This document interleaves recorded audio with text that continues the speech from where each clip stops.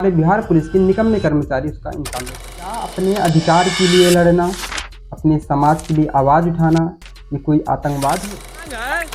इस समाज में और ये पूरे देश में आज के बाद कोई भी नेता, मंत्री, विधायक, कोई भी अधिकारी समाज के साथ खिलवाड़ नहीं करेगा। झूठा वादा विद्रोह करेंगे और अपने अधिकार को मांगेंगे, अपने समाज के लिए लड़ेंगे, तो आप कितने लोगों का इनकाउंटर करेंगे? जानते हैं, हम लोग बचपन से रहे हैं। जो लड़का गोली से डरता था, गोली ले लेने पे हाथ उछलने लगता था, बोलता था कि बताओ भाई वन से बोलेगा किसको दूर फेंको दूर फेंको, आज वो हथियार उठाने पे क्यों मजबूर हो गया? आप लोग सोचिए।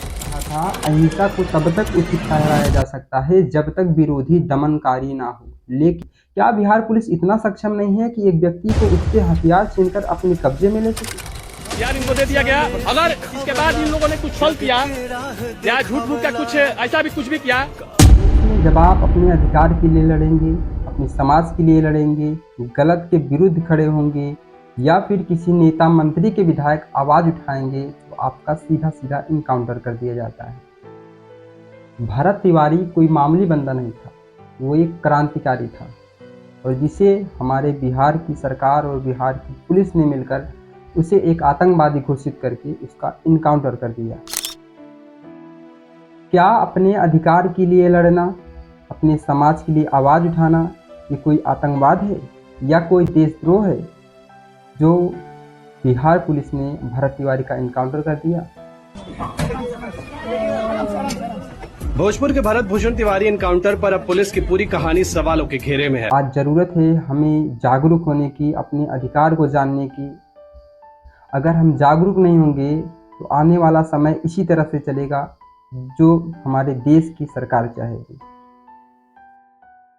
भरत तिवारी की गलती बस इतनी थी, वो अपने गांव के लिए, अपने पंचायत के लिए, अपने समाज के लिए लड़ रहा था। बढ़िया से बसाई आखिर हो सुरक्षित रहो, हो आदमी सुरक्षित रहो। बेलावटी गांव में भरत तिवारी ने हथियार इसलिए नहीं उठाया कि उसका कोई शौक रहा होगा। हथियार तो उसने बस इसलिए उठाया क्योंकि उसने अपने सारे दांव पेच लगा चुके थे और कार्य नहीं हो रहे थे। वहाँ के स्थानीय लोगों का कहना है कि भरत तिवारी उन लोगों का मसीहा था। अब उनकी आवाज़ को कौन उठाएगा? भरत तिवारी के ही चलते उस गांव में वहाँ पे बिजली आई, वहाँ पे रोडें बनी। तो ये सब बातें सरकार को समझ में नहीं आ रही थी, तो आखिर में क्या हुआ? उसका इनकाउंटर कर दिया जाता है। ज़रूरत है हमें एकजुट होने की, अपनी आवाज़ को रखने की।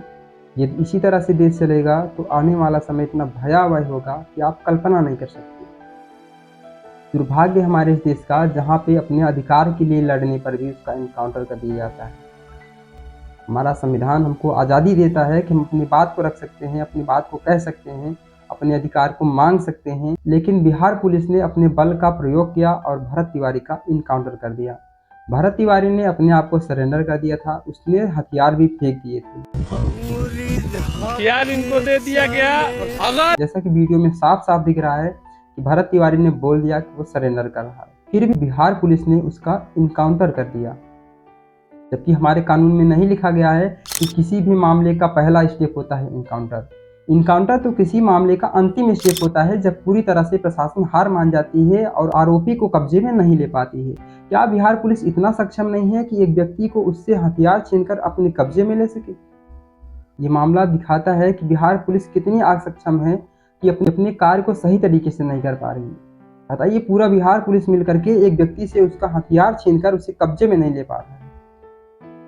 फालतू बोलेगा रे, क्या रख रहे साला? या फिर ये बिहार पुलिस का आक्रोश था कि उसने कुछ शब्द बोले थे बिहार पुलिस वाले को, इसकी वजह से उसने इनकाउंटर कर दिया। अभी तो आपने सिर्फ एक भरत तिवारी को मारा है। अगर इसी तरह से चलता रहा, देश में अपनी आवाज़ को उठाने के लिए लाखों भरत तिवारी आएंगे जो इसी तरह से विद्रोह करेंगे और अपने अधिकार को मांगेंगे, अपने समाज के लिए लड़ेंगे, तो आप कितने लोगों का इनकाउंटर करते हैं? भगत सिंह ने कहा था, अहिंसा को तब तक उचित ठहराया जा सकता है जब तक विरोधी दमनकारी ना हो, लेकिन जब अहिंसा के प्रयास विफल हो जाएं, तो आत्मा के बल को शारीरिक बल से जोड़ना ही पड़ता है। वही कार्य किया था हमारे भरत तिवारी ने। जब उसने अपने सारे प्रयास कर लिए, सरकार ने उसकी बात नहीं सुनी, वहाँ के प्रशासन ने उसकी बात को नहीं सुना, तो उसने हथियार उठा लिया था।